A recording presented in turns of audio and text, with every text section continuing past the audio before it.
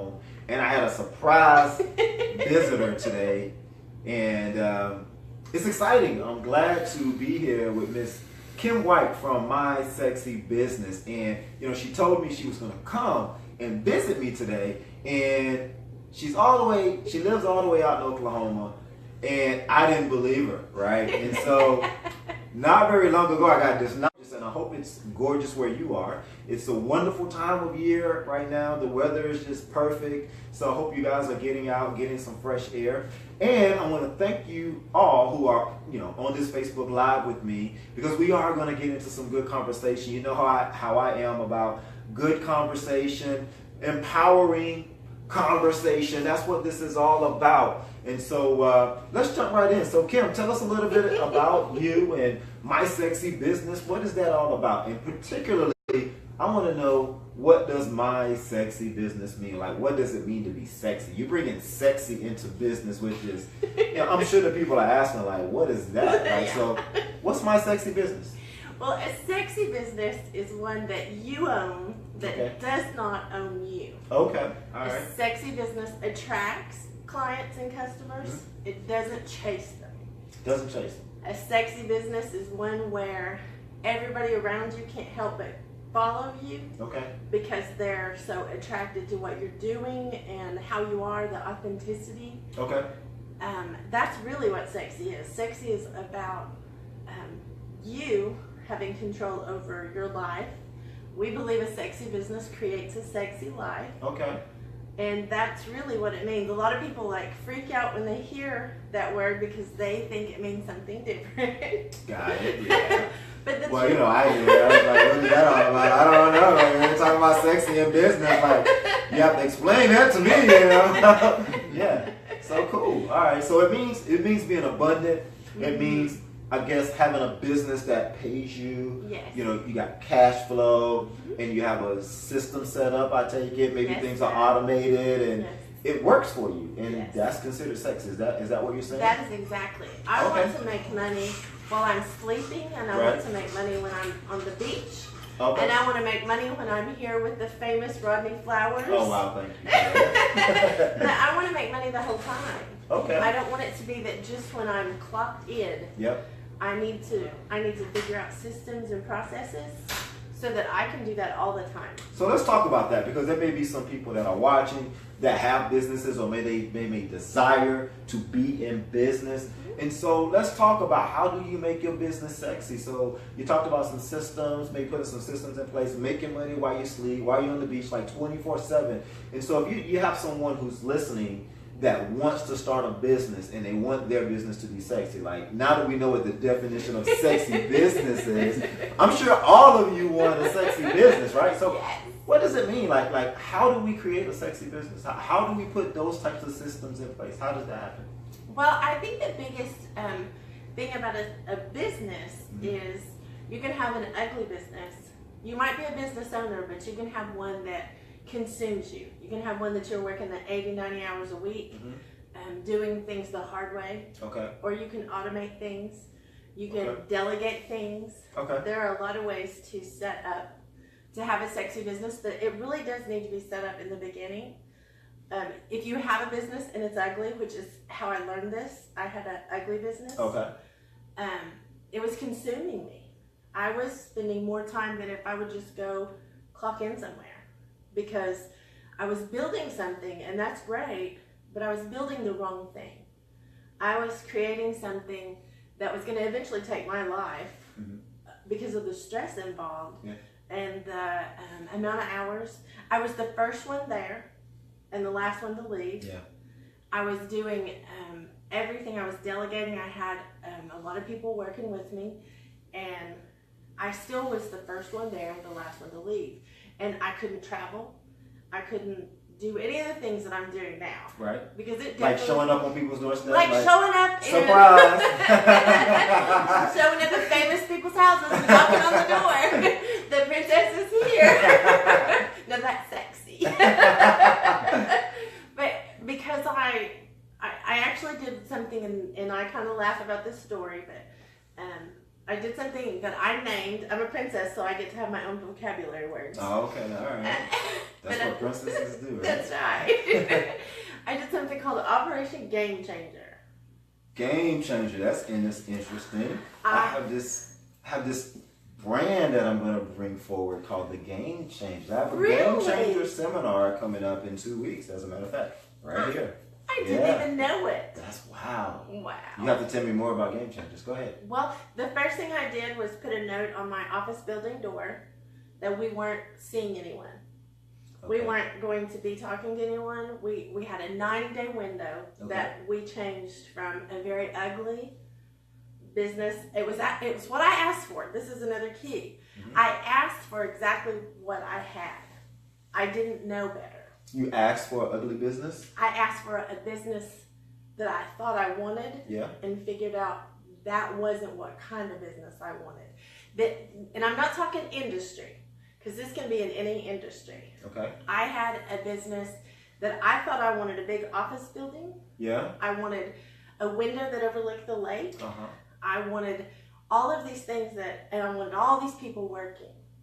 I thought that was just the most awesome thing ever.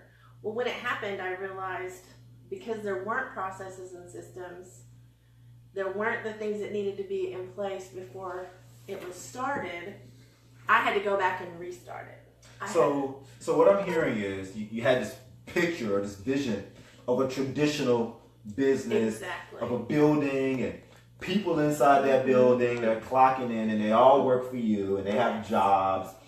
And you started this business, and what you found out was this wasn't really the vision that you had in mind.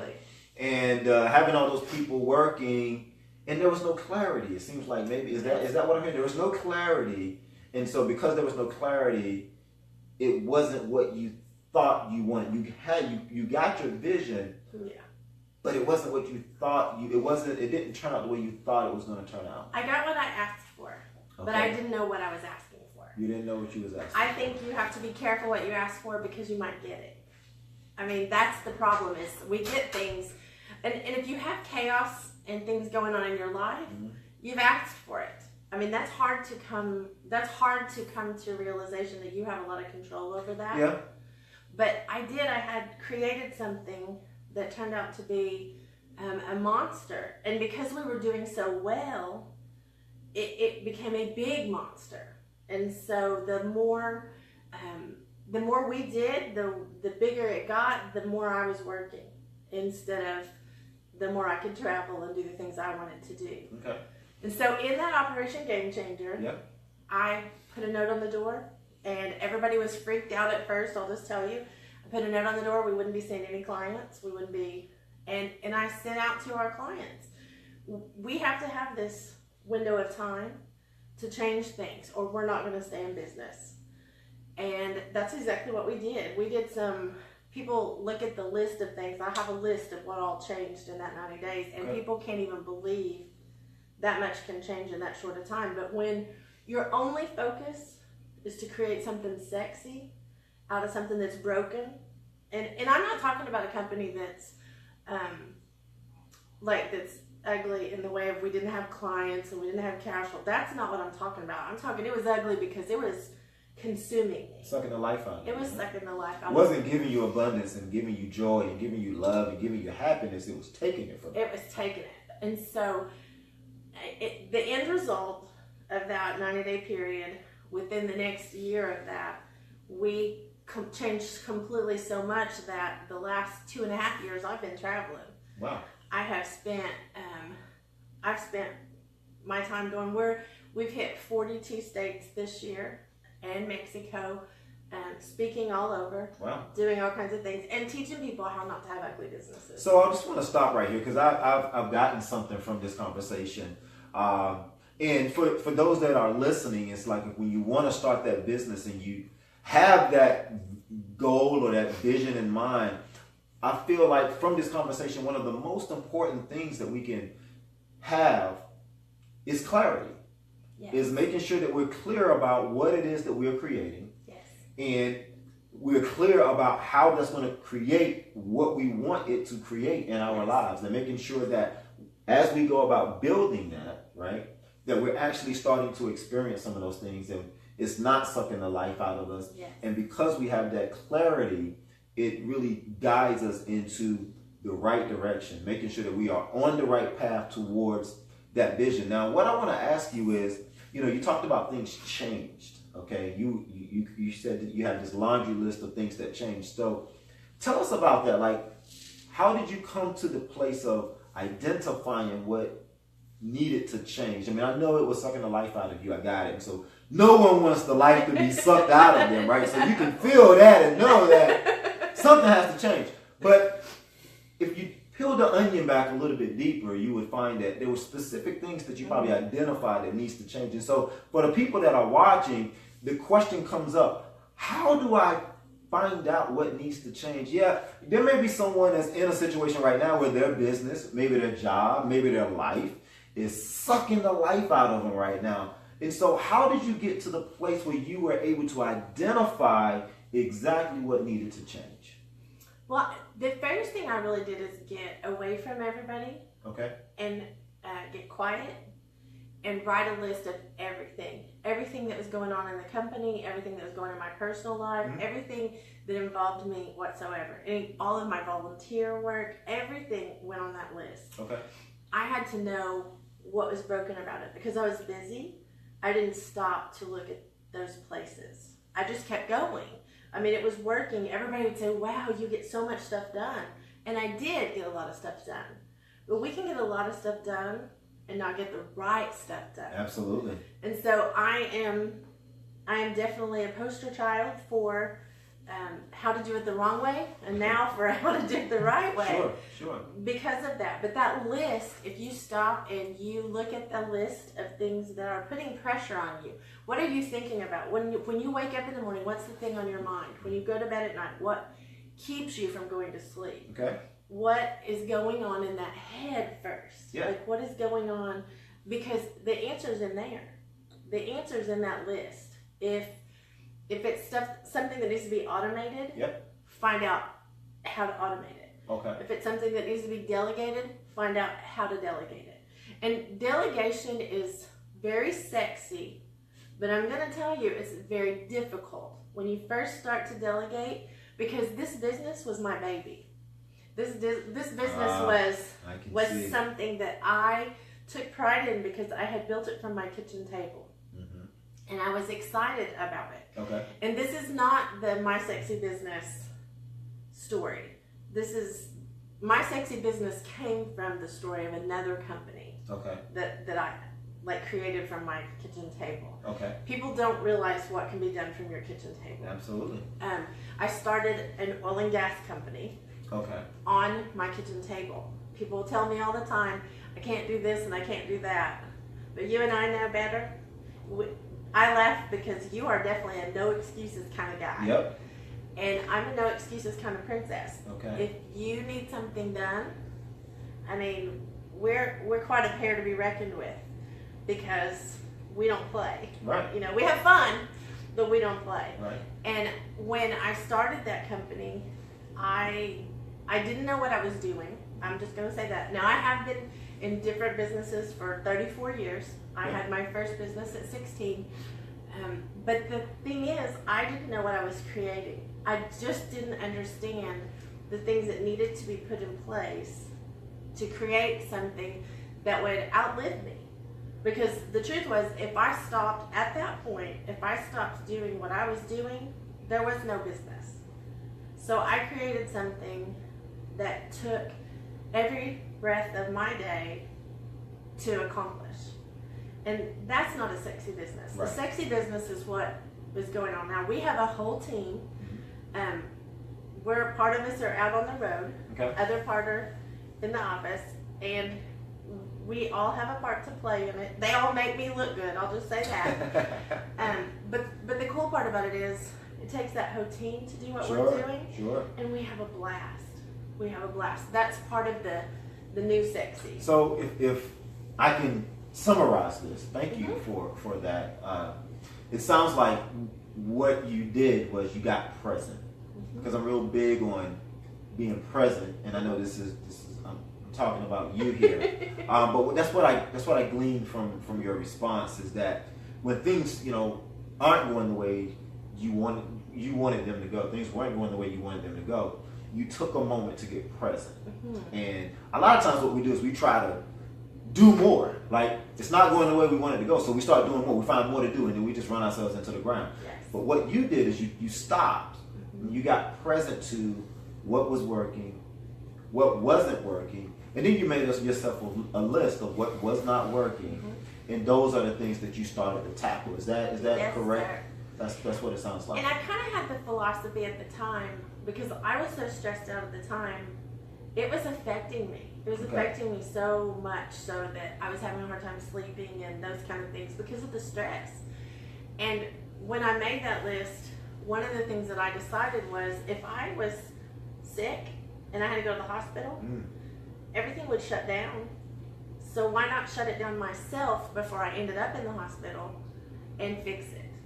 Like, I took it that serious. If you were laying in the hospital in ICU, you wouldn't be taking client calls. Right. If you were in the hospital in ICU, you wouldn't be trying to make sure this was paid or that was done, or you get real serious. And so that's an important point right here. And I want to pause because I like to highlight some of these things. What you're describing is delegation, which you talked about, and the importance of a team. Yes. Okay, and whenever you're trying to create a sexy business or even a sexy life, if you're trying to accomplish your goal, it's important to do what? Enroll people in your vision and allow them to help you get where you want to go. I was listening to, it was a couple years ago, someone came for a diversity event, and it was a speaker, and I don't remember his name, but I do remember him talking about whenever you get ready to move, like if you live in a place and you're going to buy another house and you're going to move to a different area, what do most people do? Like, most people hire some help. They ask their neighbor, they ask someone to come and help them move. And so in life, right, if you're in one particular spot and you want to move to another spot, it's wise to get some help. Absolutely. To allow you to move. And a lot of times the reason why things aren't working right, we're not clear, and we're stressed out, is because we're trying to do it all on our own. And it's such an illusion. Yeah. And so I love this because in your world, it's sexy to get some help, right? Absolutely. And a lot of times we think otherwise. We think, that it's a bad thing to ask for help. It's you're gonna look a certain way if you're asking for help. We're too prideful to ask for help. But in your world, you're actually saying if you want to be sexy, it's a sexy thing to ask for help. I love that. That's a beautiful thing. I'll tell you another thing about pride that it does for you. It costs you a lot of money. Pride is very costly because I really didn't want to give up my office building. I was really proud that I had gotten to that level, and I had to sit back and go, okay, if nobody else was paying attention, would I think it was a sexy thing to be paying out more than $16,000 a month just so that I have a building to look cool? I tell you, that doesn't sound too sexy. That's not sexy. No, it's not sexy at all. Yeah. And so when you stop and you take away all of that nonsense and you look at the facts, that's another way to get real sexy quick. Because do you want to write a $16,000 check a month so that a group of people that probably aren't even your clients think you're cool? Because I don't. I mean, if I'm not your flavor, I'm okay with that. I want you to have success, and whoever you can work with, go find them and work with them. But that's a real important part of killing pride is, what is your pride costing you? What is not asking for help? What is that costing you? Because if you're struggling with something, this is October. Yep. If you're struggling with something that you were struggling in 2016, you haven't asked for help. You have not asked for the right help. And sometimes right help is also another thing. You've got to ask for the right thing from the right people. If you are asking for help from someone who is just your neighbor to move, that's not something that's a problem. Your neighbor can help you move your house to another place. But here's the thing, if you're asking your neighbor who works at the local McDonald's to help you with your business and you want to scale your business, that's probably not the right place to ask. That's probably not the right place to be getting help. I love that. So be careful about what you ask for. Be careful about who you ask for help, and ask. I mean, the big thing is though, ask for help. Ask. I love that, guys. I mean, that speaks for itself. I don't think I need to summarize that up right there. You know, it's having that mindset to know who to ask for, who to ask help for, knowing where to go, right? And it's no excuse because you don't know where to go. Like, find out, and maybe you need to ask for help in, you know, finding out where to go to get the help you need, right? And I love that because for me that really brings to the forefront networking. Whenever you are trying to go somewhere in life, whenever you are, you know, trying to build a business, that's why it's good to have that network, because you can start to see. You can see who are the movers and shakers, who has the information that may be helpful to you, you know, and then you can kind of feel your way through, and you can have who to ask help from, you know. And so I love that. I mean, it's having that mindset, and it's getting clear and being present to all of this. Right? Realizing that if you want to build a sexy business, it's not just about going out there and just throwing yourself at it, but really taking a mindful approach and really gaining an understanding of what it takes to build a business, build a wonderful life, you know. So I love that. You know, and you know, sometimes we get inundated with so much information that it paralyzes us. Exactly. We don't know what to do because we have so much. Yes. Right? And so getting clear and gaining that focus on what does my business need right here today? What do I need to be doing today that's going to get me where I need to go? You know. And don't make excuses. I mean, you're the no excuses guy. I'm telling you. I love this man because he definitely does not make excuses. Thank you. But that's another thing that we do is we make excuses that we don't have enough time to do things. Yes. And the truth is, do you have enough time to repeat this over and over because you're not doing it right the first time? Because we have enough time to do it right the first time if we'll slow down enough to do it right the first time. Otherwise, you're just going to have to do what I did, which is, I mean, basically tear down what you had built and start over, which is not sexy. That's not a sexy thing. The sexy thing would have been to have known how to do it the first time. If I would have built it right the first time, then I could have been traveling, you know, 7 years ago. You knocked at my door a long time ago. I knocked at this man's door a long time ago. Now, I have no problem. This princess has no problem inviting herself to a party. I love that. I love that. I love that. But I think asking the right questions of someone you're following and implementing some things and seeing if it's working, I think those are real important parts to the sexy formula. You know, that I think anyone that wants to make excuses should not be connected to you. I'm just saying, because you get stuff done. You amaze me with what you get done. And that's the thing, that if you're looking for somebody who gets stuff done and you need to get some things done, that's who you want to connect with. You want to connect with this man because he gets stuff done. You don't want to connect with someone that says, oh, you know, it's okay, princess, you don't have to do the work. Why? They're going to get paid the same. So if I'm going to pay somebody to coach me, I want it to work. I want to be effective at what I'm putting my effort into. You want to see your return on investment. Yes. And this one, just saying, is a great, I mean, you obviously have proven yourself to have a great return on anyone's investment that makes it with you, because you don't make excuses. You don't play. And that's important. Well, you know, thank you. And I just believe in living by an example. You know what I mean? And if you want a certain type of life, if you want to go somewhere in life, if you want to accomplish something in life, you have to put the work in.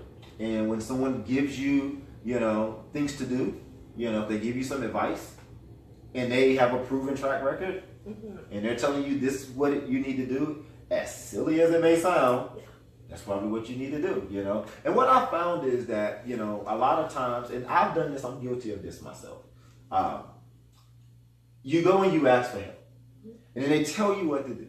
And then you're looking at what they're saying as if that's not going to work. But they've proven they're in a place where you want to be, Yes. but you don't want to take action on what they've given you Yes.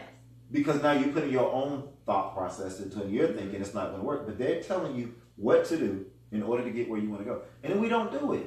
Yes. And then sometimes we spend thousands of dollars Mm-hmm. on coaching, mentoring, seminars, but we won't take action on the things that we've been given. And this doesn't even have to show up in just coaching material. I mean, how many people they know what to do, but they won't do it. But they don't do it. And so a lot of times it's taking that action, right? As silly as it may sound, like my mentor has given me some things to do that he had to really tell me like over and over again at a certain time. Yeah. This is what you need to do. And I didn't want to do it. I really didn't want to do it. It was very uncomfortable, Yes. right? But today, right now, I reap the benefits of doing what he asked me Doing the work. to do. And it's really just, like you said, putting the pride aside, focusing in on what you want and being willing to do what's necessary, to get where you want to go. It's so important. And it's actually very simple. Yeah. I mean, that's the other thing that I find a common thread in a lot of excuses. Yep. But also, I find the common thread in the reason that people actually fail in business Mm-hmm. is they make it complicated. Mm-hmm. If it's too complicated for someone to come and buy something from you, it's too complicated. If it's too complicated for someone else to come in and take over what you do, you've made it complicated. Because no, not everybody can stand up and speak on stage, but everything else we do can be done by someone else. I mean, that's one of the keys to sexy also, is not thinking more highly of yourself than you ought. Because humbleness is sexy. humbleness is definitely sexy. Because if something, God forbid, something happens, we got to be able to keep going. Yep. We have a lot of responsibility. When you have followers, even on social media, people don't take it serious, but you need to. Those people are following you for a reason. Absolutely. And we're responsible. Absolutely. So when we set things up where if something happens to us, they all just kind of fall off and wonder what to do, then we set it up poorly. Because we need it to be that everything we are laying groundwork for lives beyond us. Yeah. I want you all to be talking about the My Sexy Business team long after I'm, gone. I think that's a super sexy way to look at it. I mean, it's all about leaving a legacy. It is a legacy. You're leaving a legacy. Now, one thing I want to touch on here is the fact that what you're really talking about is caring enough. We talk about taking action, being determined, structuring your day and all of that, but we don't talk about some of the softer things in business that I would think that you would think is very sexy as well. And it's love and care. And so, you may have 20,000 followers, but are you showing them the love? Are you really caring for them? Do you really love them? And I think when you talk about, hey, I want to make sure that if something happens to me, my tribe is still being fed, my followers still get good information, and the business still grows. We're still bringing more people into our community. We're still building that. And see, that comes from care. It's not just expanding because we want to make more profit. We want to touch more lives. We want to help more people.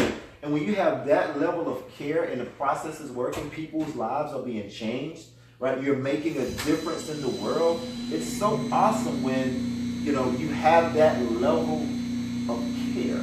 And I think that's important. And I think having care in business is not only sexy, but it's so necessary. Absolutely vital. If you want to expand your business, right? Because I think, we're talking about what drives a person, right? We know money drives a person, right? People want wealth and material things. Got it. Okay. But I want to talk about something a little bit that has more meaning than just money. And that's love and caring. And when you can care that much and you have that level of emotion for your tribe, that can drive you as well. And I think that's more of a driver. That's a lot more. than money. Absolutely. You know, when you care about someone's life changing, like you probably heard this too. People don't care how much you know until they know how much you care. You know, and so if you are thinking about a business, if you are thinking about serving others, I want you to think about how much do you care about the people that you will be serving? Yes. Like, do you care? Because, you know, do you care enough to work on that business and potentially, you know, maybe have to go through some tough times in order to get where you need to go, but it's all worth it. I mean, because you will care enough to do the activities, you will care enough to learn what you need to learn, to delegate, to do all the things that are necessary. Like when that's driven by a certain level of care and love, you know, and then it's not really hard or difficult for you because you have this love for it. It's like raising your kids, right? Yes. You know, we all know raising kids can be challenging. Yes. Right? But we do it anyway, you know what I mean? It's not like, it's too challenging, I'm just not going to do this anymore. We love the kids so much that, you know, we just do it. We complain about it sometimes. We probably need to work on that. But for the most part, you know, we care for them and we take care of them. You know, we do what we need to do because we care and we love them, you know. And I think that should be brought into business, you know. And quite frankly, any and everything that you're doing, especially when you're serving people, like you should have that love and that care for people. Well, I'd like to address that, and I'd like to do it in a backwards way. Okay. The people that worry about money in business are the people that don't have any. If you're worried about the money, you don't have any. I mean, let that sink in for a second.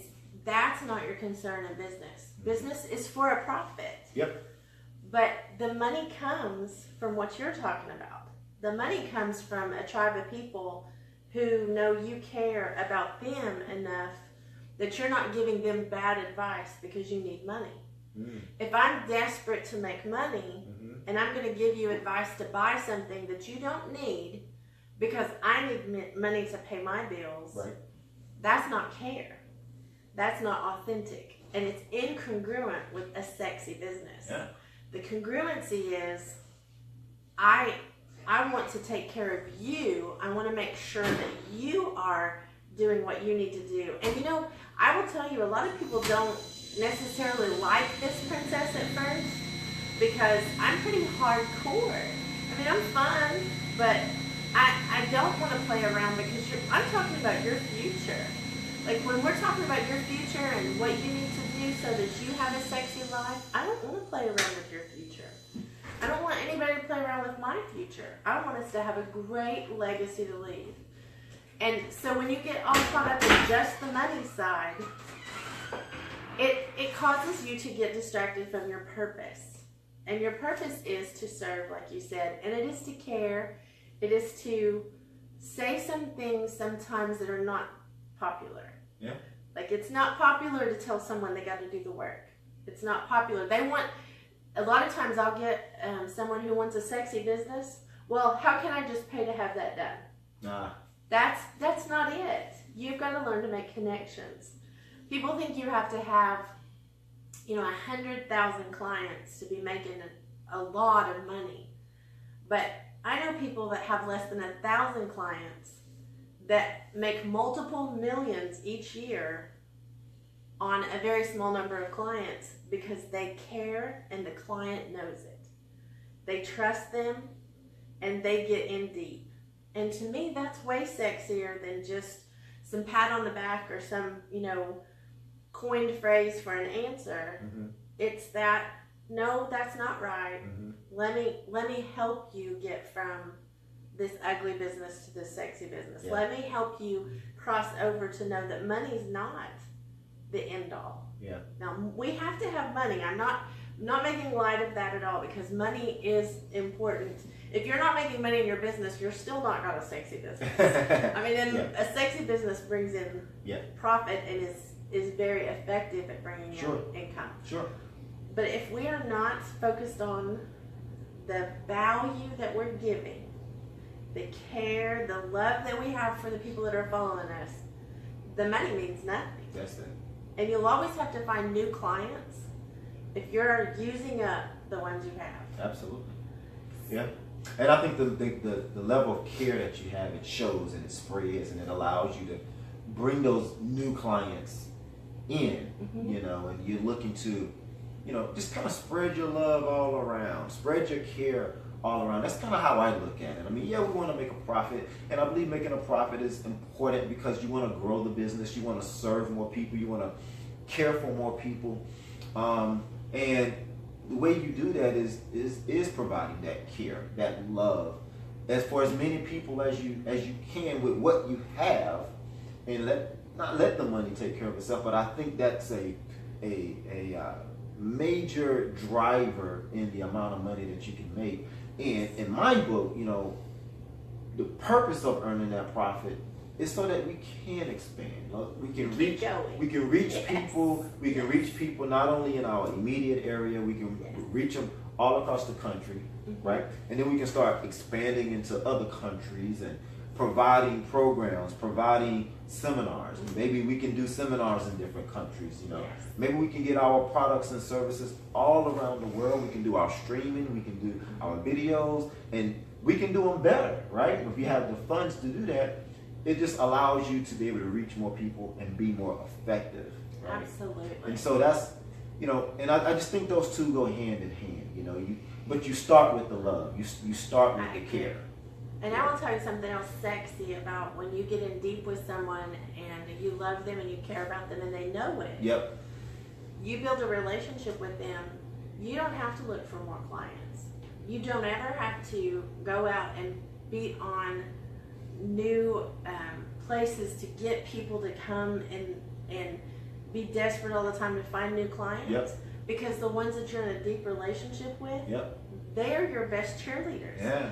They're the ones that bring in your clients. Yeah. I mean, the ugly business that I'm talking about actually had no advertising whatsoever.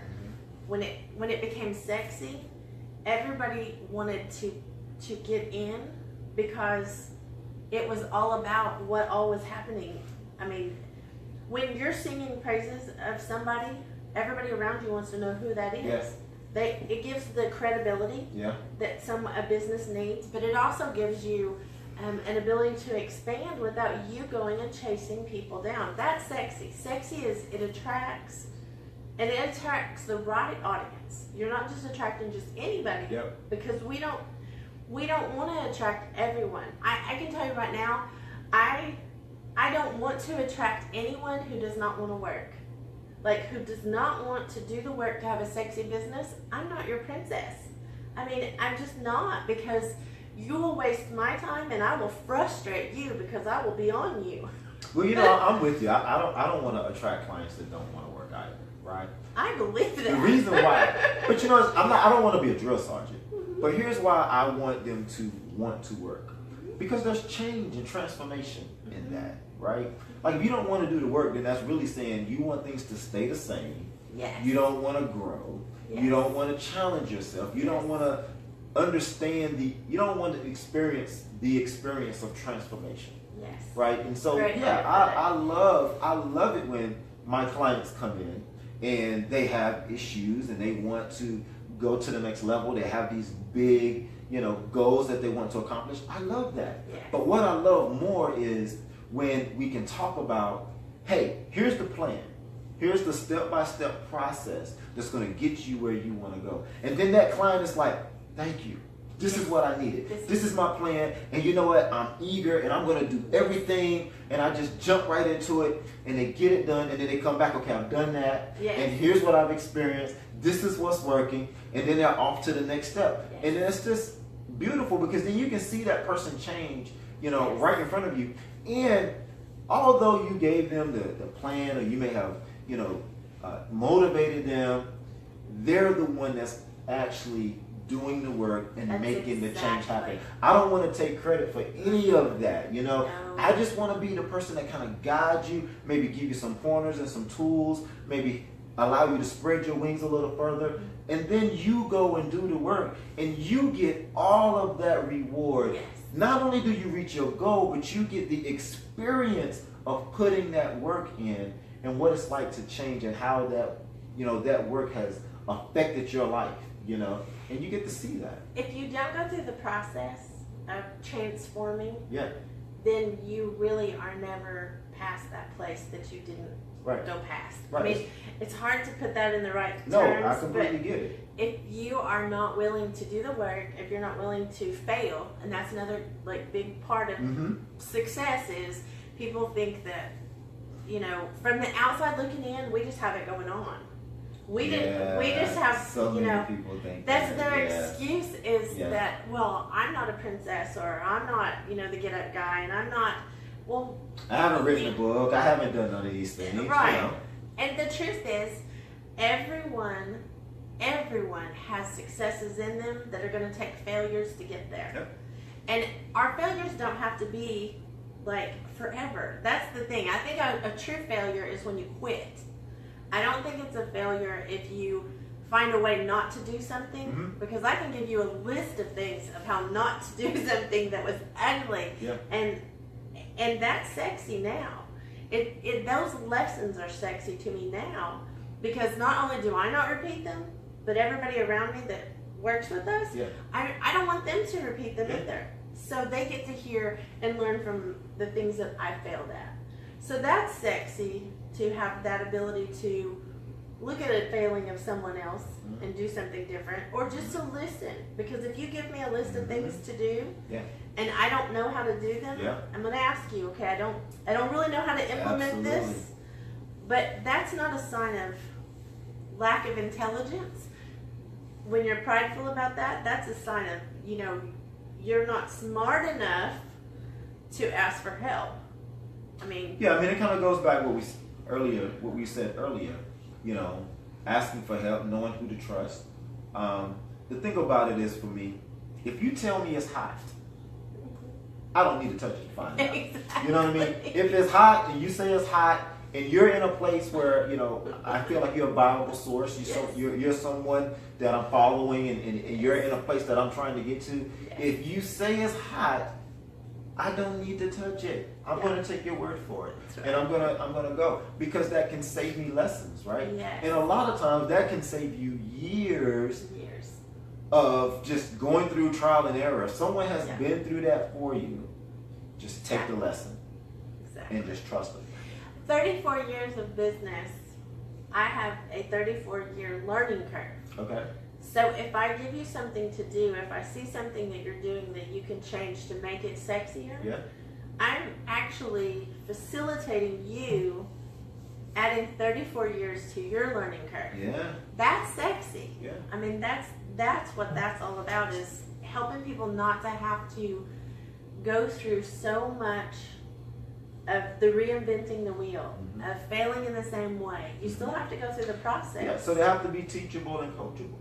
You know, and that's sexy. That's sexy. You know, being teachable and coachable Yes. is a sexy thing. It's a very wise thing, and it can save you time. It can save you money. It can save you effort. It can save your life.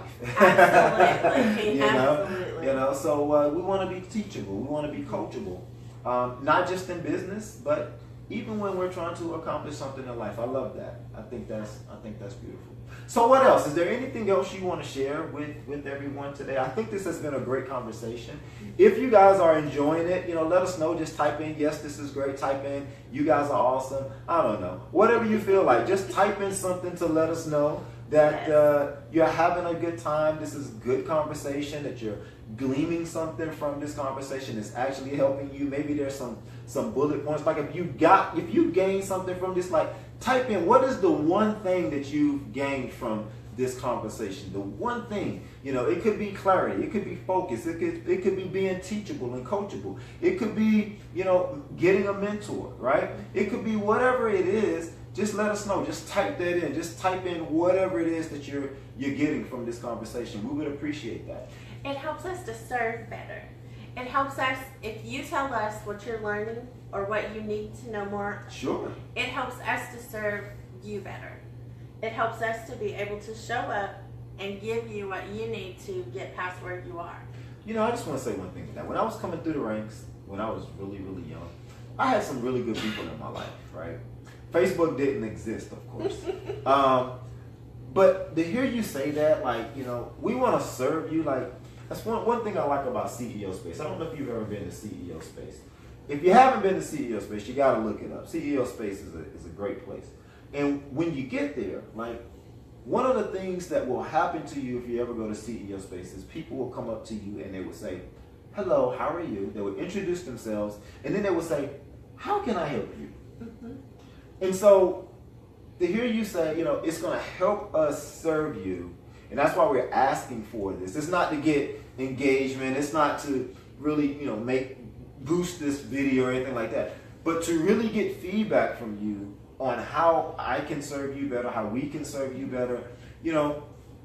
That's just beautiful, because not very long ago, there was no one on social media that you could reach out to regardless of where you are. Like, you go and just look at a video and someone is saying, how can I help you?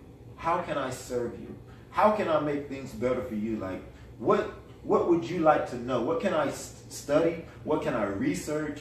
That's right. What action can I take to help you? And really genuinely mean that. Like, isn't that a beautiful thing? Don't you think that's beautiful? Sexy. It's sexy. There you go. From the princess herself. It's sexy. I love that. Is there anything else you want to share with the people today?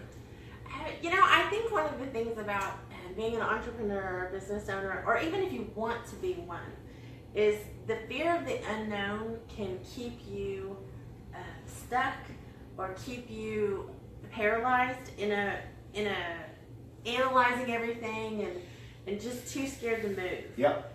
And I think that's one of the things I want to address every time I get an opportunity to speak, is that don't let those things keep you from it.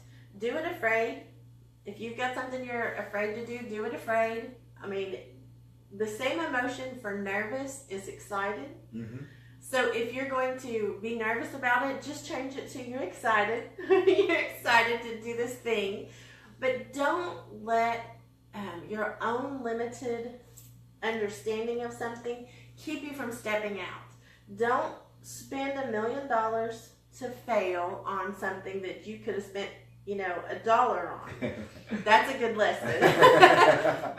but also don't hold back from believing that you can do something, because I came from nothing. I think this is a really good point about this, is I didn't come from a family that owned businesses. I came from nothing. I came from a pretty low place in life. And the fact that I can go and do the things that I do now is incredible. And I used to say, and I've changed this, but I used to say that I wasn't smart enough to know that I couldn't do something, so I just did it. Wow. But, that's good. But that's the thing, is don't let your intelligence limit you. Don't let your pride limit you on what you can accomplish, because you can set out to do the things that you dream about. What you dare to dream, dare to do, has been my motto since I was 16. I won a crystal rock, and it was engraved with that little motto. And I still have it sitting in the kitchen. I look at it every day. Nice. But what are you dreaming about that you're talking yourself out of? Because whatever that is, quit. Just quit doing that, because you can do it. You're going to have to work. You're going to have to work to accomplish what it is you're wanting. Absolutely. But it's worth it. And with fear, it's going to be there. You know what I mean? There's a way that you deal with fear. Fear is an inborn emotion that is there to protect you, right? It's all about, trying to protect you. And a lot of times when we get in places and we're kind of moving beyond our comfortable place, what we know, it gets uncomfortable, and that fear mechanism kicks in because it's trying to protect us. And that's okay. It doesn't mean stop. It means proceed with caution, right? Look around, and then gain the knowledge around how to move forward. I believe, when the fear paralyzes you, it's because you don't have the knowledge of the know-how to push beyond it. Not just push beyond it, but you don't know what steps to take. Because, that's what true fear is. Fear is just really lack of knowledge, right? Because it's kind of like public speaking, right? I was terrified of public speaking, and it still kind of makes me nervous. But I'm able to do it It makes me excited and nervous. I'm just going to be real. I get nervous. But because of what I've learned about public speaking and, how to put on a seminar and, how to perform on camera, it's those things that allowed me to do it. And once I learned those things, right, I went and I sought them out. And when I was able to learn these tools, my fear wasn't as great. Now, I still get nervous, but I'm not afraid of it. You know what I mean? Because I know there's certain things that I can do. I know how to, set up a seminar and the template and the step-by-step process of putting something like that on. And because I know that, I'm not afraid anymore. Takes the fear away. Yes. And so if you are afraid, it's okay. We just got to find the knowledge. You got to get that know-how to do whatever it is that you're trying to do. And so we're not saying that you go out and you just go do it and you take a lot of risk. Mm-mm. No. Calculated. What we are saying is it may be a little bit risky and you may be a little fearful, but let's find the right information, people, network, whatever it is we need to find and still proceed forward, right? And if you do happen to fail, you learn from that so you won't be as afraid and you'll have an experience that you can learn from and do it better the next time. That's how I handle fear. Yes. Well, I am a huge risk taker. Like, I just am. But people are deceived in looking on the outside that don't follow us closely. Okay. Because they think I take these crazy risks. Yep. And the truth is I only take calculated risks. Okay. I absolutely know when I'm taking a risk for something. Sure. What the worst can be. Yep. But also what the best can be. Okay. I understand how to calculate things. Okay. I think that's important too when you're looking at starting something is find someone who will help you calculate the risk. Count the cost up front before you pay out all the money to something you don't need. Yeah. I've spent a lot of money. This is just being real. Yeah. I've spent a lot of money on technology that I never needed. Mm-hmm. I didn't never need it. I was told by someone that was the thing to have, and I didn't need it. Yeah. And so that's a huge thing, just to be cautious. That's a calculated risk that I failed. I failed at that. You're not alone. I've done that too. Early in the game, and I'll just be transparent here. I've done it too. Yeah. Thousands of dollars, right? Yeah. It's down the drain because I didn't know. Yeah. And I'm grateful for that, right? Because I learned a lot, and I had some people in the circle that probably shouldn't have been, and I just didn't know any better. And I wanted to take action. I'm me. I'm all about taking action. Yes. And sometimes you have to wait and find the right people and have the right knowledge. And I didn't do that early on. I just got out there and I fell flat on my face. But I got back up. And so I guess the moral of this story is, first of all, get the right people in place. And calculate the risk. Find the people that can help you. That's been there. And if you do so happen to fall back on your face, get up. Get up. and keep going. It doesn't mean that it's over for you. And, and I think in life, there's always risk. I feel like we can leave out of here, jump in our cars and get on the road and something tragic can happen, right? That's the risk you take. But we all are going to get in our cars and we're going to go about our lives. And that's just what we do. And so we can't live in fear, And what happens if it does work out? See, that's the thing. You go through this whole scenario, and our minds tell us, what if it doesn't work out? But what if it does? Yeah. We're both proof of things working out. We always focus on the negative side of things, and we sabotage ourselves sometimes, Absolutely. Right? Because that's what we're focused on, and so guess what? That's what you get. That's what you get. So... failure is not an option used to be my motto. Yeah. But I realized that I was focusing on the failure part. And so winning is not that's not an option now. Winning is the only option. Versus thinking about the failing part. Yeah. It's if I don't do if the thing I'm doing is not working, that's not a failing. I'm going to change what I'm doing. Yeah. I'm going to figure out a different way to do what I need to do so that I'm winning no matter what. I love that. winning is the only option. That just changes the whole. It changes the complete framework of whatever it is that you're doing. When winning is the only option, like if that's your attitude, winning is the only option. So it doesn't matter what happens. It doesn't matter how many times you fail, fall short, reach a setback. Winning is the only option. And so you keep going. And a lot of people get into, things, I'm not going to say just this industry or a business, thinking it's a sprint. And so they go really, really, really, really, really, really hard. They go really, really, really, really fast. And then they get tired and it didn't work. And then they're like, it doesn't work. See, it doesn't work. But it's not a sprint. It's a marathon.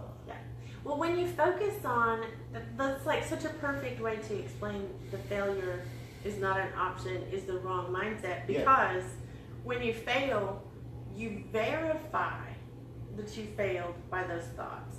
Like the thing that you failed at, you are verifying in your mind. See, I knew it wouldn't work. Yeah. Instead Sabotage. of the winning is the only option, where when something doesn't work out, you just step back and go, okay, that's not the way to do it. Let's see what else is the way to do it. I think that's huge. Well, it's the law of polarity. You know the law of polarity? The law of polarity says, is it the law of polarity? Maybe it's the law. I think it's the law of polarity. Yeah, for every up, there's a down. For every good, there's a bad. That's the law of polarity. It's the law of polarity. It says that for every left, there's a right. For every up, there's a down. For every good, there's a bad. And so for every failure, there's a win. There's absolutely. And so it's up to you. What are you focusing on? So when you have that mindset that winning is the only option, even though something happened that you're not, that may be classified as a failure, like one would classify that as a failure, you can choose to focus on the wins in that situation. Yes. I'll give you a good example.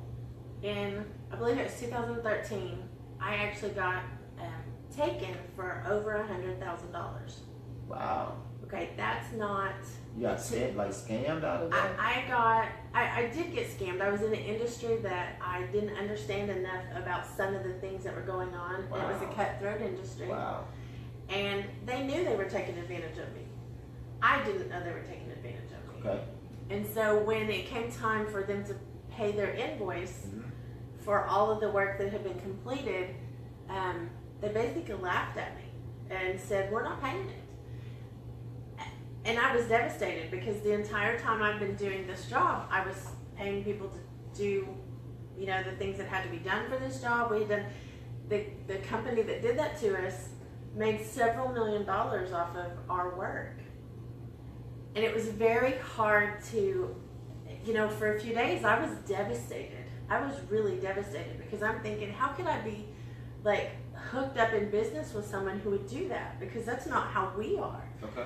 So I had a really hard time at first in some of the more cutthroat industries of understanding, if I don't lie, I think you don't lie. Yep. If I'm going to do good business, I think you do good business. Well, that's kind of dangerous. I'll just tell you, that naiveness is dangerous because they did take me for that. But here's the thing. I had a choice. I could have won in court. I could have taken them to court and won and fought with them, and they would have fought me for as long as I was wanting to fight. I could have taken all of my energy and collected that debt. Or I could get up and go, okay, how do I not do that anymore? How do I not make that mistake again? How do I not let anyone I know make that mistake? And that's what I chose. Is I got it from there as if I had had a college education. Because, we spend thousands and thousands of dollars going to school for our gen eds. Just for whatever it is that we have to take so that we can get to the other part of our degrees. Yep. That was a cheap lesson because it turns out it has come around and come around and come around where I could have lost millions and millions of dollars had I not learned on that $100,000. Wow. So it is something that could have devastated me, could have caused me to stop. It would have caused most people to stop. 100 grand is 100 grand. Yes. That's a lot of money. But in the big picture, It was actually a very inexpensive Gotcha. lesson. I completely get that. So, I mean, how awesome is it when you can take that attitude change? Because it was the same, like the facts didn't change. The facts did not change. I still did not get that money. But the fact was, I could have fought for that money and spent all my energy doing that, or I could take all my energy and never have that happen again and help other people not to have that happen. So I'm sure there were some huge lessons that came out of that. Huge. Some wins, as a matter of fact. Huge. Even though the money was lost, there were some huge wins that came out of that experience. One of the biggest wins that I didn't even realize at the time were the people in our industry that watched it happen actually ended up watching me gracefully handle something that was a true failing of something. Okay. And the outcome of that was they wanted to become my client. Not because they wanted to take advantage of me, but because they knew I would fight for them not to be taken advantage of. I would understand how not to let them have the same thing happen. So they felt a protection in what I viewed as a failing. Wow. They felt a protection in because they didn't have to worry about that when they had the same kind of things come up. And it takes a level of maturity to see that, and I think that trips a lot of people up. I was at a Bob Proctor seminar one day, and he was talking about the law of polarity. He was talking about failure. A lot of times we make things big. You say, this like that would have been like a huge failure for a lot of people, right? Devastated them. And one thing he said, when you look at the failure, and it seems big, you have to know that because of the law of polarity, right? As big as the failure is, the win is just as big. Yes. The problem is we're so focused on the growth and the size of the failure that we don't even look. And what you're saying is, I lost $100,000, but you were able to learn a lesson that you've been able to make money like 7 times over, or even more than that, right? Than what you lost. Oh yeah. So your win in that far outweighed your losses. And my win, the exciting part to me is at that moment it was huge. But the awesome part is for the rest of my days, I'm still winning on that one thing. I love that. It's the gift that keeps on giving, it's right? It's the gift that keeps on giving, because now I can say that to you all. Yeah. I mean, that wasn't just I did stumble. I mean, it did. And don't think that I wasn't a complete girl at that moment. Because, no, you weren't a princess? I was a princess to my middle. I cried, and I went through all the emotions. It wasn't like I just said, oh, no big deal. I went through those emotions. Yeah. But the end result was just a lesson.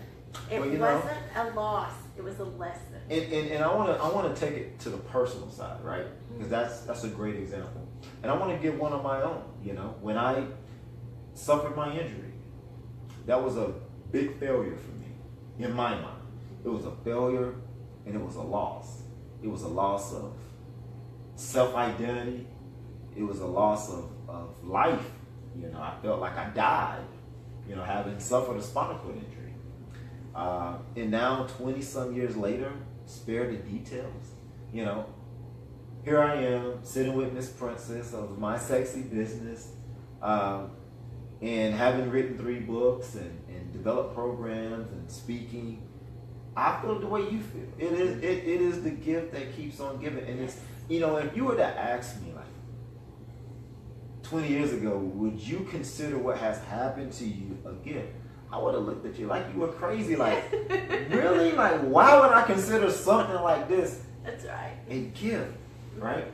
And now I can honestly say, that although that was very horrible and I wouldn't wish it on anyone, it has been a gift.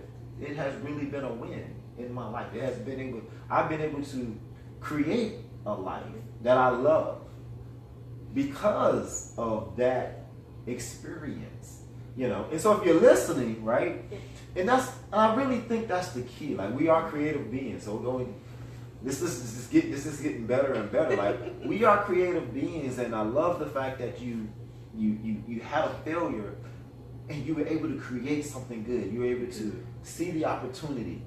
Know that there's a universal law that says that, yeah, this is one side, but by default, there's another side. Absolutely. And it takes a level of maturity to do that, to see that, to create that, right? And to cultivate that. But that's what being human is all about. We all have that ability to do that. Like, you don't have to be a superstar. You don't have to be any of that to do it. You have that ability. Would you know that what a powerhouse you are had you not been through all that? Because I'm telling you, you are an incredible example of getting up. I love that. Thank you. And think about that. Would the world have gotten to see that side of you had you not gone through that? Probably not. Not this side. I hadn't planned on bringing this side forward. So are we still live on this camera here? Okay. All right. And I think that one might be trying to reconnect. So we just let it go? So we just let it, yeah. We just let it go? Okay. Yeah. We can stall for a second and just, if you guys are listening, we're live on mine too. I just want to tell you all, if you're not already connected to Rodney, please get on and connect with him because he is amazing. And, you know, I think there's a lot of people that talk a lot of talk. I mean, just being real. Yeah. I think there's a lot of people that talk about things, but there are very few that actually live what they're talking about, and this man does.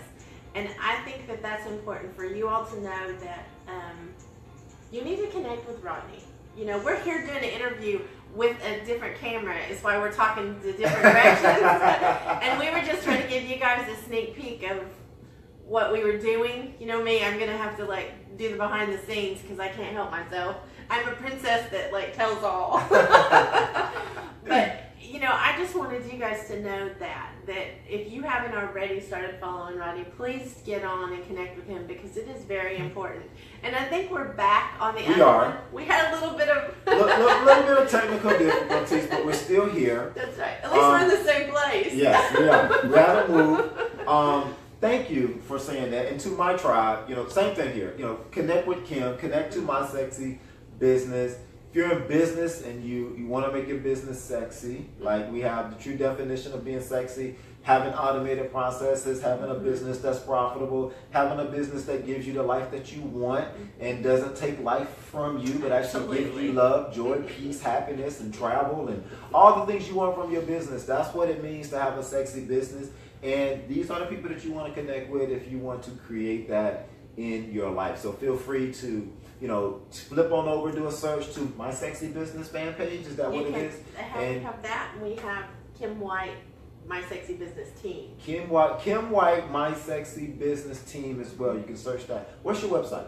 It's mysexybusiness.com. Mysexybusiness.com. And if you want to reach out to Kim, can they reach out to you on an email or anything like that? What's your email address? Yes, team@mysexybusiness.com. Team@mysexybusiness.com. I love that. Thank you. So I hope you guys are enjoying this conversation. I know I am. It's a pleasure to connect with you again. We've gone way too long, right? So we have to do this again. I agree. We really do. And we want to thank you guys that have been watching. Thank you for watching us. Thank you for listening. I'm going to go back personally. We're going to go back personally and take a look at your comments. And if there's something that we feel that we can build on, that we want to provide, you know, you want us to provide more information on, we're going to consider all of that. So if you didn't hear us earlier, please take the time to type in one thing that you are gaining from this conversation. And if there's something else that you want us to talk about, maybe want us to talk about more in-depthly, provide a little bit more detail about it, please type that in. Let us know. We will be happy to do that and elaborate on those topics even more. I so agree with that. And I have to tell you, this is one of the first things I want to teach everybody any chance I get is it's always a no if you don't ask. Absolutely. It's always a no if you don't ask. So if you need something from any of us, ask. it doesn't mean we're going to be able to do it, but we may be able to connect you with someone who can. Absolutely. So don't hesitate to ask. Don't hesitate to reach out. You know, I am the princess of showing up at wherever I think I need to show up. Ask Be Mr. careful Flowers. what you ask for. I'm an example. She showed up on my doorstep this one. So she did tell me, so just to be honest, just to be fair, she did say she was coming, but she was all the way out in Oklahoma. She said she was on tour and she was going to stop by my place. And people have told me that before, and I've never seen them. So I said, okay, all right, great. I'll see you when you get here. And she showed up, you know what I mean? Like, knock, knock, I'm here, like, wow, you're here. I can't believe it. I'm It's a awesome. show up princess. I love that, you know, I love that. So I will take your word from here on out for sure. And I'm glad that you're here. I'm glad you came. It's been awesome. This has been a great conversation. This will not be the last time you hear from us. Anything else? I mean, are there anything, did you see anything? So we have a camera guy. Is there anything in particular that anyone said that they want to talk about? Just said they liked it. They liked it? We love you guys, all right? We love you. We love doing this. We love serving. I particularly love serving and love helping people, you know, accomplish what they want to accomplish in life, you know, because life is short. And I think we should live our lives living it the way we want to live it, right? And for a lot of people, it is a struggle and it's hard. And I've been there. I've been in a place where I had to struggle. As a matter of fact, we all probably, even though, you know, you may consider us to be at a certain place in terms of, I don't know, financial or just fame or whatever. I really don't know. We all still have our struggles. I like to be transparent. I know I do. I still have things that I deal with. I still have things that I work through. I'm still learning processes and things to help me be more, practice excellence, reach higher levels, you know, obtain higher goals. And I feel like, you know, you never stop learning. Like, don't follow someone who's not learning anything else, right? Because things change all the time, and there's always the capacity for new information, right? New ways of doing things. I think we're still evolving as a people, right? We haven't reached our pinnacle. No, none of us have, right? And so, you know, I kind of like the fact that I still have things that go on. I like challenges. I think, you know, you probably haven't heard this, like, the challenges that you have in your life, like, they're healthy. You know, like, imagine like where there was never, ever a challenge. Yeah. Like, you would never learn anything. You would never grow. And so I'm grateful for the things that show up. You know what I mean? I don't always like it. I will be honest. I don't always like it. Matter of fact, I don't hardly ever like it. But I understand that, you know, okay, here's an opportunity for you to grow. And I choose to look at it that way. Yeah. And when I look back and I look at all of the experiences and the challenges that have shown up and the growth that has occurred, like you said, I wouldn't be doing what I'm doing right now. The world wouldn't see me in this light if it wasn't for those challenges. I'm sure it's the same thing for you. Matter of fact, it's the same for all of us. And you don't have to be on this side of the camera to be an example. And that's something I want to get across. You are a superstar in your own right. You know, I was talking to a friend last night. She looked up at the sky and she was like, oh, those stars are so beautiful. And they were. And I told her, well, if you wanted to see a beautiful star when you go in the house, all you have to do is look in the mirror, you know, because you are a star, and we all are. We have to let our light shine, right? We have to let our light shine. And so, you know, I'm happy that this is encouraging you, and now I challenge you to go out and encourage someone else. Go teach someone else. I have a mentor that says, whatever you learn, you have the ability to teach. If you learn it, then you have the ability to teach it. And so I want to start something here, right? Right? We can change the world. We really can if we have the right focus. We take what we learn and then we go teach it. And imagine if that person takes what they learn and go teach it, and we have this domino effect, right? And we start spreading that all around the world. What is that? It's my starfish. What is that? What's the story behind the starfish? Well, there was a little boy walking along the beach, and he was throwing starfish back in that had been swept up onto the beach. Yep. And some older people told him, quit doing that. You can't save all of them. You can't save the world, you know. And he threw another starfish in, and he said, but I can help that one. Yeah. I can save that one. And I think that's the key to all of us. We may not be able to change the world all at once. Mm-hmm. Everybody doesn't know who we are. Mm-hmm. But those that do and are following, we want to give them the ability to change their lives and everybody around them. That's what it's all about. You know. And if enough of us change one person, yes, literally, the world has changed. And you know, it's not just the ability, we have a responsibility. I love that. We have a responsibility that if we learn something, we are to share that. We are to continue to increase the value that we give out. Because as you follow us and you learn things, you need more. Yep. And so as we learn things, and I'm going to be really transparent. You will get a good chuckle out of this, but this is the truth. Even though people on this side of the camera look like everything is perfect in their world, I do a 5 o'clock live video every morning, in our Sexy Business Club. Every morning, 5 o'clock, I'm live. You guys hear that? 5 o'clock every morning, Sexy Business Club. You want more sexy? 5 o'clock in the morning. All right? But here's the problem with this princess. This is just being honest. Yeah. I can't keep up with what time zone I'm in. Uh-oh. And so this week, we have been already to like 7 states this week. Uh-huh. And I think I have hit the time right one time this week. Wow. I've been on live. But It hasn't been 5 o'clock. it's been 5 o'clock somewhere. And so it's just funny because we might be awesome at most things or some things or part of but we need each other. I need somebody to actually help me with the time zones.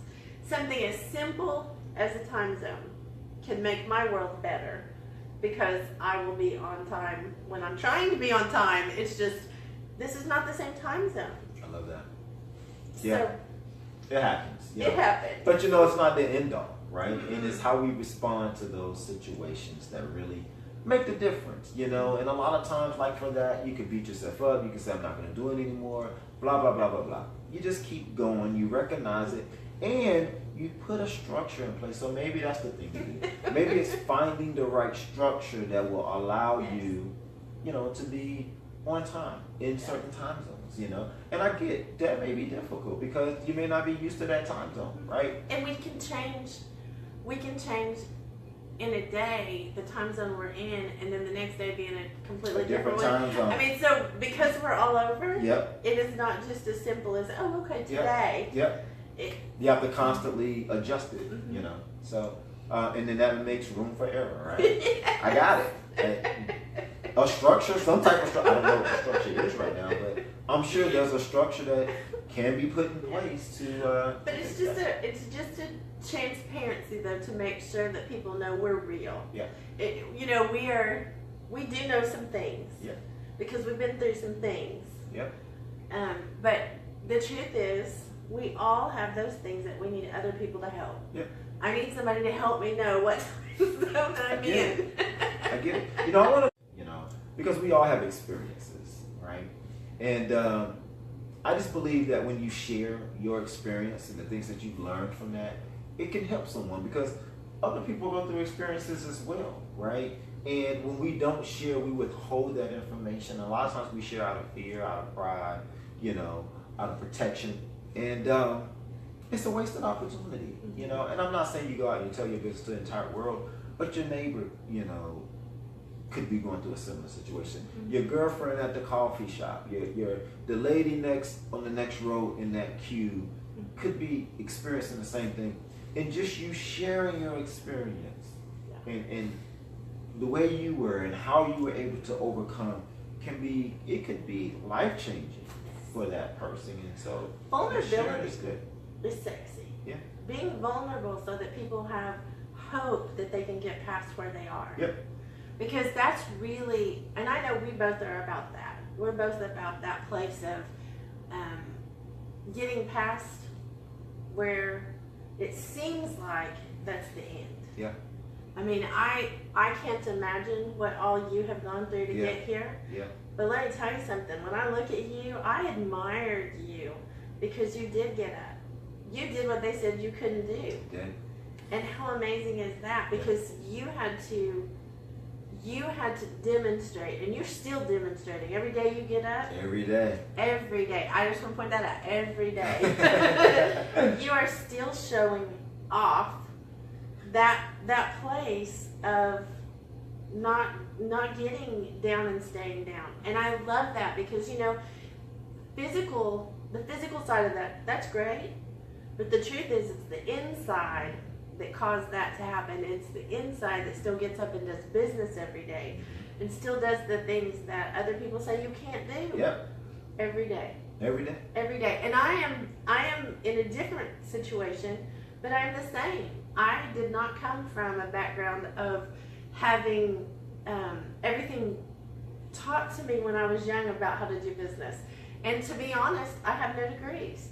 That's another thing that people look at me and say, you know, well, you don't have this, or I don't have a college degree. I don't have anything that says I can do what I'm doing.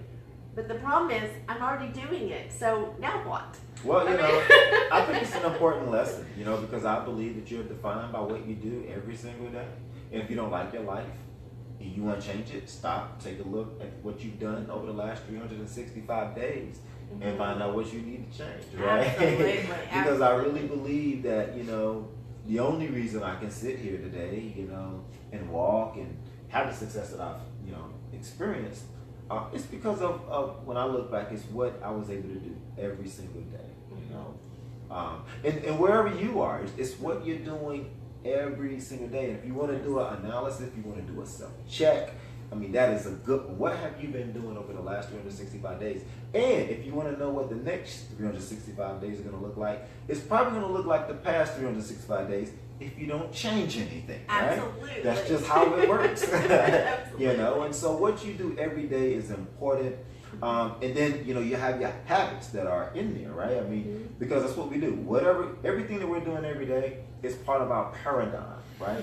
It's part of our habits, okay? And so you have to change those habits if you want a different result. And I believe in setting up structure, setting up habits that are empowering, that are going to bring forth good, positive results. Because if you can get into the habit of doing something that's empowering every single day, it's like you don't have to think about your success anymore, right? Yeah. It's in place, right? You put things in place that's going to bring you the result that you want, right? And if you just practice that every single day, you will start to see success show up in your life, and it would just be there. You know? Yes. Well, and you know, Automatic. people ask all the time, how do you make $1 million? Yeah. And I'm kind of a smarty pants, and I don't mean to be, Yeah. but how do you not? Wow. How do you not? If you're doing the things that you're supposed to be doing, and you're showing up, and you're getting up, and you're doing those things, how do you not? So let's take this a little bit deeper. So I'm sure someone out there is saying, well, what are those things? So what are those things that you're talking about right now when it comes to making $1 million? Because everybody wants to make $1 million. No, that's not enough. That's not enough? Wow. $1 million is not enough anymore. We need $1 billion. We have too many people to help. We have too many people to reach out to. $1 million is never enough. Wow. So, you know, the thing is it is a lot about self-discipline. Okay. It is a lot about being humble enough to ask for help and humble enough to find out what the process is for your business. Yeah. You know, there are so many different businesses. I can't just give you a pat answer for strategy. You need to have a strategic plan. Not just a plan, but a very strategic one, so that you are taking those steps to go in the right direction. And I think it's a matter of getting up every day. And even if you, and I love this example, public speakers have this issue. It's all about getting people in the seats. I mean, that's the industry thing, is getting people in the seats. Bums and seats, butts and seats. But here's the problem with that. Most of them will say, if there's not 1,000 people in those seats, I'm not going to come. I'm not going to speak. I'm not going to do that.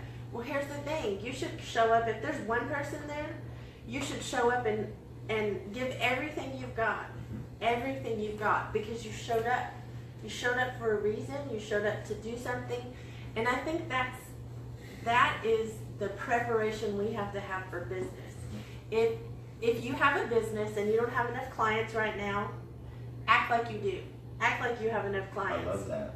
And I don't mean pretend, and I don't mean lie. I think some people will teach you even to lie about that stuff. That's not what I'm talking about. I'm talking about, what are you going to do every day to take care of your clients when you have 100 clients? What are you going to do? Do that now. Don't wait until that happens. Do it now. Do it in practice. Practice having success. Practice dressing up and showing up like you should dress up and show up no matter what it is. Do whatever it is that you're going to do at that $1 million mark. Act like it now. Because, we get caught up sometimes, and again, this is people that don't have the money yet. Yeah. They get caught up in, I'm going to buy this thing, and well, you know what? You might not be able to buy a yacht today, but act like you can. Act like, because here's the thing is, you're looking at the side of, I'm just going to go crazy and spend all this money. But there's a huge responsibility to having $1 million. So what are you going to do with that money? And then back it down to 100,000. What are you going to do with the 100,000 that you make? And then back that down. What are you going to do with the 10,000 you make? Because I can just about guarantee you that if you're not taking care of the $100 that you're making, it won't matter when you get to the $1 million mark. You're going to squander that too. So if you need to learn something about taking care of money because you desire to go there, learn about taking care of your money. Because a business that cannot take care of its money cannot do sexy business. It's from Kim White, the princess herself. All right, it's beautiful. I love that. And I just want to add, if I can, to that. There's this thing that I've learned and I practice, and it's called holding space, right? And I love the fact that you feel that if one person's in the room and 1,000 people can fit in the room, but only one person shows up, you do it anyway. Mm-hmm. You go forward anyway. And I call that holding space. That's holding good. space for the other 999 people. You hold space for them. So if you shut it down, you're not holding space. Yeah. Right? And so you want to hold space, you want to create a space for those seats to be filled. Mm-hmm. Right? And this can be in any area of your life. Like for those of you that want a mate, or you want additional money, or you want, wealth, you want health, like you can hold space for what you want in your life right now. Wow, that is an awesome way to look at it. You hold space for, you create a sacred space, and then you only put things in that space that is going to attract and maintain and hold the thing that you're desiring. Yes. And so, I just had a conference not very long ago. It wasn't completely filled. There were people there, but it wasn't completely filled. And I did the same thing.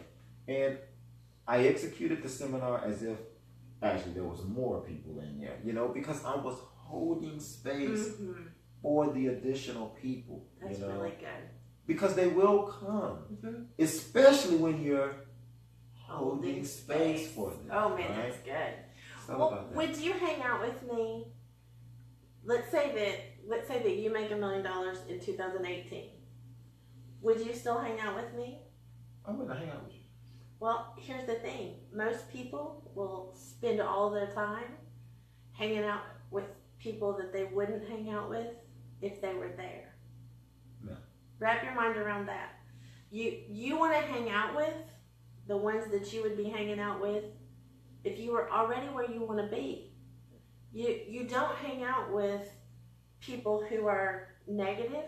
You don't hang out with people who are sucking the life out of you, who are using you for basically a garbage dump. Yeah. They want to complain and make excuses about everything, because that's not who you would hang out with if you were in that place. If you have the responsibility of $1 million, you are not going to be hanging out with people who are trashing everybody. You don't have time. you've got a responsibility. So act like that now. Do that long before you ever get there, and you will get there because you have to be prepared. If you're not prepared for it, it will actually damage you. Practice now. Practice having what it is that you're asking for. And I love the holding space thing. I'm going to probably have to quote you on that. That is an awesome way to put it because, we have been, we've spoken to about 10,000 people in the last 2 weeks. Yeah. That to me is a phenomenal amount of people when I'm happy talking to you. I mean, I'm happy just hanging out with you. Yeah. But the thing is we're responsible. We're responsible for the things that we've been taught. Yeah. And so that's what we're giving out. I mean, we're giving that out. And what if I had not held that space or practiced or understood where I was going? I wouldn't have anything to say to those people. Yeah. I mean, to me, that holding space is huge. Well, I can't take credit for it. Adam Markell, just for the record, is responsible for the holding space, guys. He's the person I learned that from, and I thought it brilliant. It's beautiful that you can hold space, and you can use this in relationships. Mm-hmm. You can use this in business. You can use this with setting goals. You can use it with pretty much anything in life that you are desiring, and you have to look at whatever it is that you're desiring. How are you holding space for it? How are you living your life? What are you doing that would allow that thing that you want to show up? Mm-hmm. Especially in relationships, right? Oh, I agree. So if we can go there for a second, when you say, well, I want a husband, and you have this laundry list of things that you want your husband to be. And and a wife, you know what? Let's just say wife. So since I'm a guy, right? So you say, and that way I can make this personal. I don't want to step on anyone's toes. So if I said I wanted a wife, right, and I said she has to be this, and that, and I have this list of things that she needs to be, right? And so then I said that's what I want. I have this picture. There's no way possible that I can say I want this woman without looking at the type of woman that I've created in my mind and not thinking about, well, what type of man is she going to want? Exactly. If she's this kind of person, if she's this kind of woman, what type of man would that kind of woman want? Yeah. And do I fit that? Mm-hmm. Right? And so when you have an idea of what you want, and that can give you an idea of what that type of person would want, mm-hmm. you have to look at yourself. Are you that person? Yes. And then if you're not, you start holding space for that. You start being the person that would attract Absolutely. the type of woman or the type of man that you want to attract. And that is the true definition of holding space. Oh, that's good. You see what I'm saying? You're holding space for that connection to take place. But a lot of times it's lopsided because we don't hold space. We want what we want. And that's all we're desiring is what we want. And that happens with our goals. We want what we want, but we don't hold space. We don't change. We don't do the things that are necessary. We don't have a positive mindset. We're not responsible. We're not seeking it. We're not holding space. And a lot of times if you're not holding space for the thing to show up, it's not going to show up. Why? There's no room for it. But if it shows up, it won't pick you. Right. Because and a lot of times you won't even know. Yeah. You're just completely oblivious to it all. It just bypasses you because there's no room. Yes. You're not holding space for the thing that you want. I absolutely love that. And I'm thinking of a million different applications of that. Yeah. But practicing and holding space and being ready for what you're asking for is absolutely key. Mm-hmm. It's key to being able to have that very thing that you're dreaming about. Absolutely. This has been awesome. Thank you. I agree. I love it. Awesome. I love it.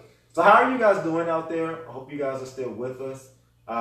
Kim White from My Sexy Business invaded my space today.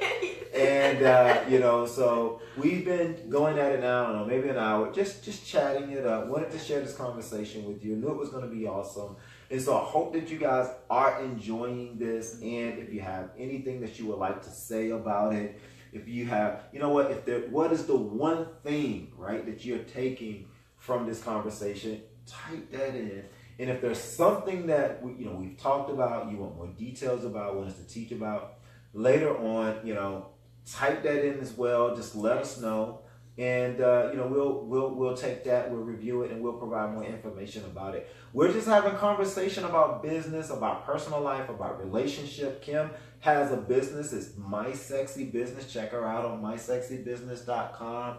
It's all about having a sexy business and what that means. What does it mean to have a sexy business? And what it means, she's given me a couple of things I want to share. It means having automated systems, a business that is profitable, that makes money while you sleep, a business that gives you life, health, wealth, and joy, and doesn't suck the life out of you. And so we're talking about some key attributes on how you can create a sexy business, sexy life, just be all around sexy. That's what we're talking about today. And so I hope you are enjoying this conversation. We're getting close to wrapping this up, and so Kim, it's been a pleasure, right, to connect with you. I think you're awesome, and I love your work. I love what you're doing and the moves that you're making in the world and the lives that you're changing. It's amazing. So, absolutely ditto. You're such an awesome person. So thank you for invading my space today. Thank you for answering the door. No worries. It's been a pleasure. It's been a pleasure speaking with you and connecting with you. So I'm glad that you're here. Thank you. Thank you, and it's been my pleasure to be with you. I love you, and I don't love know. You as well. Don't know if y'all have heard him speak, but you need to go hear him speak in person, because thank you. As much as this is awesome, when you did your keynote in Oklahoma City for our conference, yes. Oh my goodness, he had everyone in the room on the edge of their seats. So thank you. It was pretty incredible. But thank you so much. Yes, thank you, and we'll be collaborating more than likely in the very near future. So keep a lookout for us and some things that we're going to be doing, maybe in a city near you. And so we just want to thank you guys for joining us today. We're going to be signing off here. And, have a happy weekend. Have a great weekend. Whatever you're doing, do it well. And remember, stay sexy. All right? That's right. Take care, guys. We'll talk to you soon. Bye. And on our peeps, you guys make sure that you go. We let you all have a window into an interview that we were doing on another thing. We want to make sure that you are following Rodney Flowers. Love you guys. See you guys. Bye-bye.